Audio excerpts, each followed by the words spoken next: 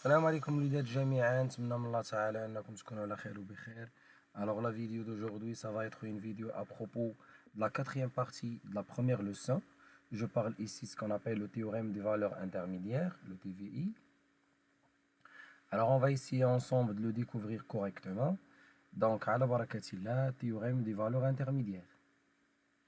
La première question qui se pose, à quoi sert le théorème des valeurs intermédiaires? Ça sert à quoi ce théorème? Tout simplement, ce théorème permet de savoir combien une équation a de solutions, mais malheureusement, il ne permet pas de connaître la valeur exacte de cette solution. Donc, grâce à ce théorème-là, on va déterminer si une équation a des solutions ou pas. Mais on ne peut pas déterminer la valeur exacte de cette solution. C'est-à-dire, ce théorème, ça va démontrer l'existence de la solution d'une équation quelconque. Quelle est la forme de cette équation? Donc, la forme de l'équation prévue, ça va être sous la forme f de x égale à 0 ou bien sous la forme f de x égale à k. Alors, pour bien comprendre ce théorème-là, et pour bien traiter ces deux équations-là, donc ça sera mieux de les comprendre graphiquement. C'est pourquoi on va parler d'une illustration graphique de cette équation. Alors, qu'est-ce que ça veut dire f de x graphiquement? Graphiquement, f de x veut dire CF, c'est la courbe représentative de la fonction f. L'égalité veut dire l'intersection. Et le 0 veut dire l'axe OX, qu'on appelle l'axe des abscisses. On peut même le nommer la droite d'équation y égale à 0, parce que c'est l'ensemble des points qui ont même ordonnée nulle, y égale à 0. Donc c'est pourquoi on appelle la droite d'équation y égale à 0. De même pour l'autre équation, alors f de x veut dire CF, l'égalité veut dire l'intersection et k veut dire la droite d'équation y égale à k. Donc tout simplement, pour déterminer si une équation f de x égale à 0 admet des solutions ou pas graphiquement, alors il faut juste vérifier s'il y a de l'intersection de la courbe CF avec l'axe des abscisses. Même l'intersection de CF avec la droite d'équation y égale à k, donc veut dire que l'équation f de x égale à k a des solutions. Alors, passons maintenant à quelques illustrations graphiques pour découvrir les conditions de ce théorème. Donc, prenons par exemple un premier exemple. Voilà. C'est la courbe représentative d'une fonction, mais malheureusement, cette fonction-là, elle est discontinue au niveau de ces deux points. Donc, on part de la discontinuité sur l'intervalle i. Très bien. Un deuxième exemple. Donc, voilà la courbe représentative d'une fonction. Mais malheureusement, elle est discontinue. Donc ce trou-là veut dire que la fonction est discontinue au niveau de ce point. C'est pourquoi il y a une discontinue sur l'intervalle i. D'accord. Un troisième exemple. C'est la courbe représentative d'une fonction définie sur l'intervalle i et elle est continue sur cet intervalle. Donc ce que vous voyez ici, c'est les images de toutes les valeurs de l'intervalle i. Alors, on parle ici de ce qu'on appelle l'intervalle image, f de i, qu'on a fait l'autre fois. Donc voilà l'intervalle image. Voilà i, voilà f de i. Très bien, prenons un quatrième. La courbe représente une fonction qui est toujours continue, définie sur l'intervalle i. Maintenant, on va calculer l'intervalle image, f de i. Alors, ce que vous devez remarquer ici, c'est que l'intervalle image ne contient que des valeurs positives. Ici, l'intervalle image ne contient que des valeurs négatives. L'intervalle image ne contient que des valeurs positives parce que la courbe se situe au-dessus de l'axe des abscisses. Ici, la courbe représentative de f existe en dessous de l'axe des abscisses. Prenons d'autres exemples. On a toujours une fonction continue sur l'intervalle i. Et voilà l'intervalle image. De même ici, donc fonction continue, bien sûr, elle est définie et continue sur l'intervalle i, et voilà l'intervalle image. Maintenant, on va poser une question. Est-ce que l'équation f de x égale à 0 admet des solutions sur l'intervalle i? Alors, si vous voyez bien, alors on a trois catégories. Pour les deux premières représentations graphiques, il n'y a pas de solution. L'équation f de x égale à 0. Parce que normalement, l'intersection, donc l'équation f de x égale à 0 veut dire, pour qu'il admette des solutions, alors il faut qu'il y ait de l'intersection avec l'axe des abscisses.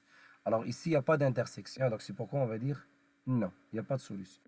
À cause de quoi? À cause de la discontinuité de la fonction sur l'intervalle i. De même pour les deuxièmes exemples.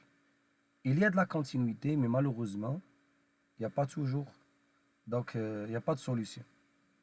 Encore une fois, il n'y a pas de solution de l'équation f de x égale à 0. Donc on va dire ici toujours non. Alors à partir de la première catégorie et de la deuxième catégorie, qu'est-ce qu'on va comprendre? Que la continuité, c'est une condition nécessaire pour parler de l'existence des solutions, mais malheureusement, c'est une condition insuffisante. Toute seule, ça va être insuffisante pour parler de l'existence de la solution. Par contre, pour les deux derniers exemples, il y a des solutions. Pourquoi? Parce que la continuité, il est déjà vérifiée. La continuité sur l'intervalle i, il est bien vérifié. Il y a une autre chose de plus, c'est que l'intervalle image, pour les deux derniers exemples, c'est pas la même chose que l'intervalle image ici. Donc l'intervalle image ici ne contient que des valeurs positives, ici ne contient que des valeurs négatives. Par contre, ici, il contient des valeurs positives et des valeurs négatives. Voilà, des valeurs positives, des valeurs négatives. De même ici, des valeurs positives et des valeurs négatives. C'est-à-dire que 0 appartient à l'intervalle image. Alors finalement, pour être sûr de l'existence des solutions, il faut que la fonction soit continue, cela d'une part. D'autre part, il faut que l'intervalle image contienne le 0, contient la valeur 0. Comme ça, on va être sûr que la courbe, ça va nécessairement couper l'axe des abscisses. L'autre chose à remarquer, c'est que ici, il y a une seule intersection. Grâce à quoi? Grâce à la monotonie de la fonction. La fonction, elle est strictement monotone. Donc, c'est pourquoi on va distinguer deux cas. Le cas où l'équation admet au moins une solution au plus, et le cas où la solution est unique. Alors, quand est-ce qu'on a au moins une solution? Si on a la fonction continue, et bien sûr, la continuité seule est insuffisante, alors il faut que l'intervalle image contienne le 0. De même ici, mais ici on a une condition de plus, c'est que la fonction est monotone, c'est pourquoi la solution est unique. Très bien. Donc on peut écrire maintenant le théorème. Donc voilà le théorème des valeurs intermédiaires. Voilà, si on a f continue sur l'intervalle i et 0 appartient à l'intervalle image, alors l'équation f de x égale à 0 admet au moins une solution alpha sur i. Voilà le premier cas. Très bien. Le deuxième cas, si on a trois conditions, f continue sur i, f strictement sur i, et 0 appartient à l'intervalle image. Dans ce cas-là, on est sûr que l'équation f de x égale à 0 admet une unique solution alpha sur i. Cela veut dire qu'il y aura une seule intersection de la courbe CF avec l'axe des abscisses. Voilà. Très bien. Maintenant, on va voir un corollaire, une conséquence très très importante de ce théorème. C'est qu'on va prendre A et B, deux éléments différents de cet intervalle I. Comme vous voyez ici, donc voilà, la courbe représentative d'une fonction. Très bien. Je prends voilà la valeur de A et la valeur de B. Remarquez-vous bien que l'image de A, elle est là. Voilà l'image de B. Bien sûr, l'image de A, elle est négative. Et l'image de B, comment? Positive. C'est pourquoi on est sûr que la solution alpha, elle est là, voilà alpha. La solution, ça existe entre A et B. Pourquoi on est sûr que ça va être entre A et B? Parce que l'image de A négative et l'image de B positive. Donc nécessairement, si je pars d'une valeur négative vers une valeur positive, ou bien d'une valeur positive vers une valeur négative, alors nécessairement, je vais couper l'axe des abscisses entre les antécédents, entre A et B. Donc quand est-ce qu'on est sûr que la solution alpha, ça va être entre A et B? Tout simplement, si l'image de l'un négative et l'image de l'autre positive. C'est pourquoi on va écrire ici, si f de A fois f de B négatif, alors la solution alpha, ça existe entre A et B. C'est très important. Donc pour cette condition-là, c'est presque la même chose que 0 appartient à l'intervalle image. Parce que si vous dites 0 appartient à l'intervalle image, je veux dire que l'intervalle image, donc les bornes de cet intervalle, l'une négative et l'autre positive. Ça revient au même si on dit f de A fois f de B négatif, c'est-à-dire f de A et f de B ont deux signes contraires. Donc dans ce cas-là, on aurait sûr que alpha entre A et B. C'est très bien. Maintenant, donc, il faut prendre quelques exemples. Donc, on prendra deux exemples. Donc voilà le premier exemple. Montrer que l'équation x à la puissance 5 plus x à la puissance 3 moins 1 égale à 0 admet au moins une solution sur l'intervalle 0,1. Donc l'intervalle 0,1, c'est l'intervalle i. Au moins une solution, c'est-à-dire il faut vérifier deux conditions. La continue sur l'intervalle 0,1 et 0 appartient à l'intervalle image, yani f de 0,1. Ben ici, au lieu de dire 0 appartient à l'intervalle image, on va traiter les choses en utilisant f de a fois f de b négatif. Parce que l'intervalle 0,1 a pour a égale à 0 et a pour b égale à 1. C'est très bien. Donc voilà. Donc on va chercher deux conditions. Donc sur cette fonction-là, sur la fonction définie par cette expression. Donc on va tout d'abord poser donc une fonction f, soit f de x égale x à la puissance 5 plus x à la puissance 3 moins 1. Et on va discuter la continuité comme une première condition. Alors, on a f est une fonction polynôme, alors il est continu sur R. Vous savez que la fonction polynôme est une fonction usuelle, il est continu sur toute R. En particulier, donc ça va être continu sur l'intervalle sur lequel on cherche la solution. C'est l'intervalle 0,1. Donc voilà la première condition, c'est la continuité. Passons maintenant à la deuxième. Et puisque quoi? Donc f de 0 égale à moins 1 négatif, f de 1 égale à 1, c'est positif. Pour calculer f de 0, il suffit de remplacer x par 0. F de 1, je remplace x par 1. Alors remarquez-vous que f de 0 négatif, f de 1 positif. C'est-à-dire que f de a fois f de b négatif, c'est-à-dire f de 0 fois f de 1 négatif. Alors, d'après le théorème des valeurs intermédiaires, l'équation f de x égale à 0 admet quoi? Au moins une solution alpha. Cette solution-là existe sur quel intervalle? Sur l'intervalle 0,1. Donc, tout simplement, on a vérifié combien de conditions? Deux conditions sur la fonction f. C'est très bien. Prenons maintenant un deuxième exemple. Montrer que l'équation x à la puissance 3 plus x moins 3 égale à 0 admet une unique solution alpha sur R. Très bien. Voilà la première partie de la question. La deuxième partie est que alpha entre A et B, c'est-à-dire entre 1 et 2. Donc, on va travailler tout d'abord sur toute R, et après on va vérifier que alpha, ça existe entre 1 et 2. Alors voilà, la réponse. Soit f, la fonction définie par x au cube plus x moins 1. Donc, bien sûr, on doit discuter trois conditions pour être sûr que la solution est unique sur R. Alors, les trois conditions, on va les discuter. La continuité, 0 appartient à l'intervalle image, et la monotonie. On a f est une fonction polynôme, alors il est continu sur R. Voilà la première condition. Et donc, pour avoir la monotonie, il nous faut la dérivée. Pour tout x appartient à R, la dérivée de f, c'est la dérivée de x à la puissance 3 plus x moins 1. Alors, on écrit x au cube plus x moins 1 prime. Je la dérive pour avoir la monotonie.